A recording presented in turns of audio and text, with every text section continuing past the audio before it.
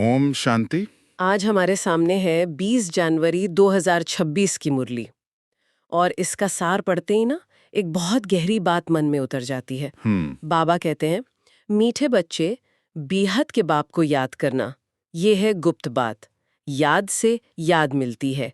जो याद नहीं करते उन्हें बाप भी कैसे याद करें। ओम शांति। चलिए इस गुप्त बात की परतों को खोलते हैं। ये सार सच में बहुत निजी है ना? हाँ, ये किसी कर्मकांड या बाहरी दिखावे की बात नहीं कर रहा। ये सीधे सीधे एक पर्सनल, एक प्रेम भरे संबंध की बात कर रहा है। परमात्मा के साथ एक कनेक्शन, हाँ। जो सिर्फ याद की डोर से बंधा है।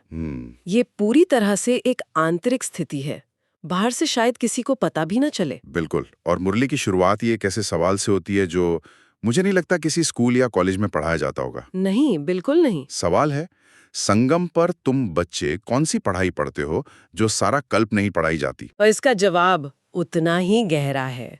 बाबा कहते हैं, उत्तर है जीते जी शरीर से न्यारा, यानी मुर्दा होने की पढ़ाई। अब ये जो शब्द है, जीते जी मुर्दा होना, ये सुनने में थोड़ा कठोर लग सकता है। हाँ, लग सकता है, पर असल में ये गहरी स्वतंत्रता की बात है।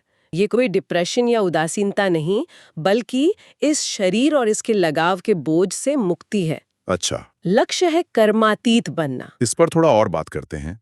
कई लोग इसे मन को जीतना समझ लेते हैं, पर मुरली में फर्क बताया गया है। हाँ, और ये बहुत जरूरी फर्क है।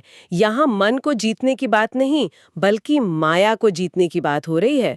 मन तो शरीर के साथ है, कर्म तो वो तो हमें करने ही पड़ेंगे। सही बात है। हम कर्म छोड़कर बैठ नहीं सकते, लेकिन उन कर्मों के फल के बंधन से मुक्त होना, कर्तापन के भाव से मुक्त होना, वही है कर्मातीत अवस्था। वही है। जैसे पानी में कमल का फूल रहता पानी में है, पर पानी की एक बूंद भी उस पर ठहरती नहीं। यही है जीते जी मुर्दा होने का असल मतलब। क्या बात है। तो चलिए इसी समझ के साथ मुरली में और गहरे उतरते हैं। बाबा कहते हैं कि बेहद का बाप, ऊंचते ऊंच भगवान, उन्हें पढ़ाते हैं जो बिल्कुल बेसमझ हैं। और इसके लिए एक मुहावरा इस्तेमाल किया गया है, विनाश काले विपरीत बुद्धि। हाँ बिल्कुल, विनाश काले विपरीत बुद्धि। ये आज के समय से कैसे जुड़ता है? यहाँ सोचने वाली बात यह है कि बाबा के अनुसार सबसे बड़ी विपरीत बुद्धि क्या है। मुरली में बहुत स्पष्ट बताया गया है कि ये मानना कि परमात्मा 84 लाख योनियों में, मतलब हर कण कण में, कुत्ते बिल्ली में भी है, ये सबसे बड़ी ग्लानि है। अच्छा। बाबा कहते हैं कि जब बुद्धि इतनी विपरीत हो जाती है, तभी मुझे आकर अपना सही परिचय देना पड़ता है। और वो फर्क समझाते हैं। हाँ, वो हद के बाबा यानी हमारे लौकिक पिता और बेहद के बाबा यानी पारलौकिक पिता के बीच का फर्क बहुत प्यार से समझाते हैं। और ये ज्ञान भी सब एक जैसा धारण नहीं कर पाते।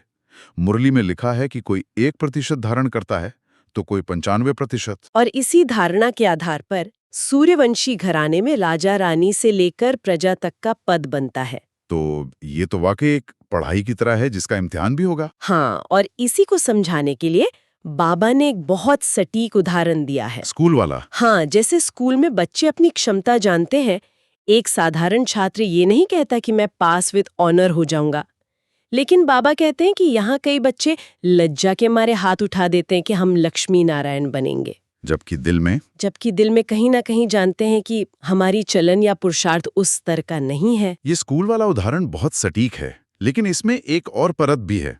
स्कूल में शिक्षक को शायद न पता हो कि छात्र के दिल में क्या है, लेकिन यहाँ तो पारलौकिक बाप को सब पता है। बिल्कुल। तो फिर ये हाथ उठाना किसके लिए है? क्या ये खुद को धोखा देना नहीं है? बहुत अच्छा सवाल है। असल में ये एक तरह का सूक्ष्म देह अभिमान और अज्ञान है। हम दूसरों को दिखाना चाहते हैं, अपनी एक छवि बनाए रखना चाहते हैं। लेकिन बाबा कहते हैं कि उन्हें इन बाहरी दिखावों से कोई मतलब नहीं। ऊंच पद सच्ची चलन और बाप से सच्ची निस्वार्थ प्रीत से ही मिल सकता है, हाथ उठाने से नहीं। दिल सच्चा होना चाहिए। आपने जो सच्ची चलन और प्रीत की बात कही, वो सीधे सीधे मुरली के अगले हिस्से से जुड़ती है जो याद के बारे में है। हाँ। क्योंकि सच्ची प्रीत के बिना याद तो सिर्फ एक मैकेनिकल क्रिया रह जाएगी, हाँ, है ना? बिल्कुल। मुरली इसे गुप्त बात क्यों कहती है? इसे गुप्त इसलिए कहा गया है क्योंकि ये बहुत व्यक्तिगत है।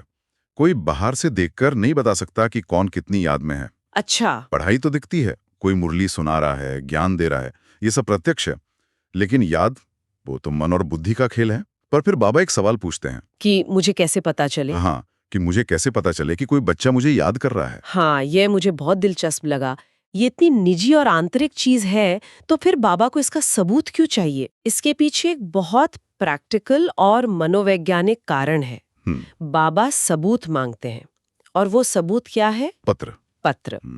बाबा कहते हैं कि अगर कोई 3-4 महीने तक पत्र नहीं लिखता, अपनी रूहानी सेवा का समाचार नहीं देता, तो मैं समझता हूं कि या तो बच्चा मर गया है या माया की बीमारी में फंस गया है। ये पत्र लिखने वाली बात आज के डिजिटल एज में और भी इंटरेस्टिंग हो जाती है। क्या आज के जमाने में इसका मतलब एक टेक्स्ट मैसेज या ईमेल होगा, या फिर उस जमाने में पत्र लिखने की क्रिया में जो समय लगता था उसका भी कोई आध्यात्मिक महत्व था? मुझे लगता है दोनों बातें हैं। आज माध्यम बदल गया है, पर भाव वही है, कनेक्शन बनाए रखना। सही है। लेकिन उस समय पत्र लिखने में जो मेहनत, समय और एकाग्रता लगती थी, वो अपने आप में एक योग था। आप बैठकर सोचते थे, अपने दिल का हाल लिखते थे, अपनी सेवा का पोता मेल देते थे। हाँ, ये एक तरह की जवाबदेही थी। ये इस बात का सबूत था कि आप जिंदा हैं, पुरुषार्थ कर रहे हैं। बाबा कहते हैं याद से याद मिलती है। अगर देह अभिमान में आकर कोई समाचार ही ना दे, तो बाप भी किसे और क्यों याद करे? वो संबंध तो दो तरफा है। बिल्कुल। और इसी से जुड़ा है बाप की महिमा का विषय। भक्ति काल में भक्त गाते थे कि आप आएंगे तो हम वारी जाएंगे, सब कुछ आप पर कुर्बान कर देंगे। लेकिन ज्ञान में आने के बाद भी अगर याद नहीं करते, यहाँ तक कि 2 अक्षर लिखने में भी आलस करते हैं, तो ये कैसी महिमा हुई? यही तो मुरली का आईना है। बाबा हमें हमारी ही स्थिति दिखा रहे हैं। वो पूछते हैं, क्या तुम्हें सच में ये नशा है कि तुम्हें स्वयं भगवान पढ़ा रहे हैं? अगर ये नशा हो तो खुशी का पारावार न रहे, पैर जमीन पर न टिकें। बाबा तुलना करते हैं कि गीता पढ़ने वाले को भी शायद उतनी खुशी नहीं होती, क्योंकि वो उसे एक शास्त्र की तरह पढ़कर वापस अपने धंधे पानी में लग जाता है। लेकिन यहाँ तो बात ही अलग है। यहाँ विश्व की बादशाही पाने के लिए स्वयं बेहद के बाप से डायरेक्ट पढ़ रहे हैं। ये नशा और ये खुशी चेहरे और चलन से दिखनी चाहिए। बिल्कुल बिल्कुल सही। अब मुरली के उस हिस्से पर आते हैं जहां कुछ बहुत बड़ी गलत धारणाओं को तोड़ा गया है। सबसे प्रमुख है गीता का भगवान श्री कृष्ण को मानना। हाँ, बाबा इसे सबसे बड़ी भूल कहते हैं, और तर्क भी बहुत सीधा साधा देते हैं। क्या तर्क है? मुरली स्पष्ट करती है कि एक छोटा बच्चा जिसके खुद के माँ बाप है, देह के संबंध है, वो कैसे कह सकता है कि देह के सब संबंध त्याग मामेकम याद करो? सही बात है। ये महावाक्य तो वही कह सकता है जो खुद देह से न्यारा हो, जन्म मरण के चक्र से न्यारा हो। परमात्मा तो अशरीरी है। ब्रह्मा और विष्णु भी तो जन्म मरण में आते हैं, लेकिन शिव बाबा नहीं आते। उन्होंने ये ज्ञान ब्रह्मा के तन में आकर दिया, श्री कृष्ण के तन में नहीं। और एक और शब्द जिसका असली मतलब समझाया गया है, स्वदर्शन चक्रधारी।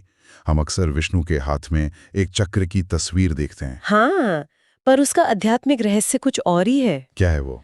बिल्कुल, ये कोई स्थूल हथियार नहीं है जिससे किसी का गला काटा जाए।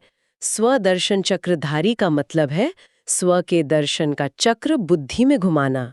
अच्छा। ये ज्ञान कि हम आत्मा 84 जन्मों के चक्र में कैसे आते हैं, कैसे हम ब्राह्मण से देवता, फिर क्षत्रिय, वैश्य, शूद्र बनते हैं और अब संगम पर फिर से ब्राह्मण बने हैं। अपनी इस पूरी यात्रा को याद करना। हाँ, इस 5000 साल के नाटक को जानना और याद करना ही स्वदर्शन चक्र घुमाना है। ये ज्ञान तो देवताओं के पास भी नहीं होता। ये स्वदर्शन चक्र घुमाना एक तरह से अपनी पूरी यात्रा की मेंटल मूवी चलाने जैसा है। बहुत सुंदर एनालॉग है। जैसे कोई एथलीट अपने पूरे गेम को मन में दोहराता है, वैसे ही यहाँ अपनी 84 जन्मों की पूरी कहानी को याद करना है। बिल्कुल। और बाबा कहते हैं कि इस ज्ञान को देखने के लिए, इस चक्र को समझने के लिए इन पतित क्रिमिनल आंखों की जगह ज्ञान का तीसरा नेत्र चाहिए। जब तक हमारी कर्मातीत अवस्था नहीं आती, तब तक इन आंखों से पवित्र चीजें जैसे श्री कृष्ण का साक्षात्कार भले ही हो जाए, लेकिन उससे कोई प्राप्ति नहीं होती। तो साक्षात्कार से प्राप्ति नहीं है? ड्रामा में साक्षात्कार की भी नोंद है, पर असली प्राप्ति, असली पद तो ज्ञान और योग के पुरुषार्थ ही मिलना है। तो इस सारे ज्ञान मंथन का सार जिसे हमें अपने जीवन में उतारना है, वो क्या है? मुरली में धारणा के लिए मुख्य सार दिया गया है, उसे समझते हैं। 2 मुख्य बातें हैं जो आज की मुरली से हमें जीवन में लानी है। जी। पहली, शरीर से न्यारी आत्मा हूँ, इस अभ्यास से जीते जी मुर्दा बनना है ताकि हम अपनी मंजिल यानी कर्मातीत अवस्था को पा सकें। ये रोज का अभ्यास है। हाँ, हर कर्म करते हुए ये स्मृति बनाए रखनी है। और दूसरी बात सीधे हमारे पुरुषार्थ से जुड़ी है। सेवा का सबूत देना, देह भान को छोड़कर, आलस्य को त्याग कर बाबा को अपना सच्चा समाचार देना, मतलब कनेक्शन बनाए रखना। हाँ, और सिर्फ हाथ नहीं उठाना बल्कि दिल से पास विद ऑनर होने का सच्चा पुरुषार्थ करना। ये हमारी अपनी उन्नति के लिए है। बहुत स्पष्ट। और आज का वरदान भी समय की नब्ज को पकड़ता हुआ बहुत शक्तिशाली है। अपने शांत स्वरूप स्टेज द्वारा शांति की किरणें फैलाने वाले मास्टर शांति सागर भव। इसका विस्तार बहुत खूबसूरती से किया गया है। बाबा इशारा दे रहे हैं कि आने वाले समय में दुनिया में अशांति बढ़ रही है और बढ़ेगी। अगर हम खुद को शांत रखने की कोशिश भी करेंगे तो भी बाहर का वातावरण हमें अपनी तरफ खींचेगा। ऐसे में सिर्फ शांत रहना काफी नहीं है। तो क्या करना है? हमें मास्टर शांति सागर बनकर अशांति के संकल्पों को अपने अंदर समाकर दुनिया में शांति के वाइब्रेशन फैलाने हैं। ये बहुत बड़ी जिम्मेदारी है। मतलब ये सिर्फ एक पैसिव स्टेट नहीं है बल्कि एक एक्टिव भूमिका है, शांति को रेडिएट करना। बिल्कुल। और आज का स्लोगन भी इसी से जुड़ा हुआ लगता है, बाप के सर्व गुणों का अनुभव करने के लिए सदा ज्ञान सूर्य के सम्मुख रहो। बिल्कुल, जैसे एक पौधा सूरज के सामने रहकर ही ऊर्जा लेता है, वैसे ही हमें अगर शांति, प्रेम, सुख जैसे गुण धारण करने हैं तो अपना कनेक्शन ज्ञान सूर्य यानी शिव बाबा से हमेशा जोड़े रखना होगा। बुद्धि कहीं और भटकेगी तो गुण धारण नहीं हो पाएंगे।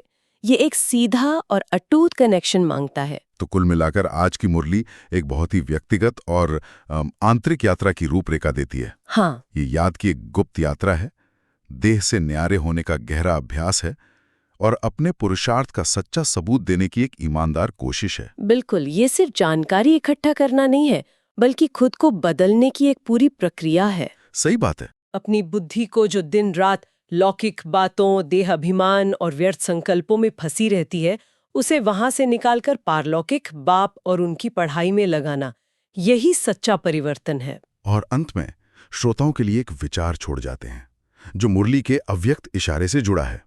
मुरली में कहा गया है कि बिंदी रूप की स्थिति को बढ़ाओ। ये सुनने में बहुत सरल लगता है लेकिन इसका अभ्यास बहुत गहरा है। हाँ, ये सोचने वाली बात है। जैसे एक कंप्यूटर का प्रोसेसर अगर 100 टैब खोलने के बजाय अपनी सारी शक्ति एक ही काम पर लगाए तो उसकी स्पीड कितनी बढ़ जाती है। बिल्कुल। वैसे ही जितना हम खुद को एक आत्मा, एक ज्योति बिंदु के रूप में अनुभव करेंगे, उतनी ही हमारे संकल्पों, समय और शक्ति की बचत होगी। और यही शक्तिशाली बिंदी रूप स्थिति हमें सुरक्षित रखेगी। न केवल हमें बाहरी दुनिया की नकारात्मक शक्तियों के प्रभाव से सुरक्षित रखेगी, बल्कि हमारी शक्ति दूसरों को भी शांति और मुक्ति का अनुभव कराएगी। तो आज के लिए प्रश्न यही है कि इस बिंदी रूप की स्थिति का असल अनुभव हमारे दैनिक जीवन में कैसा दिखेगा? ओम शांति।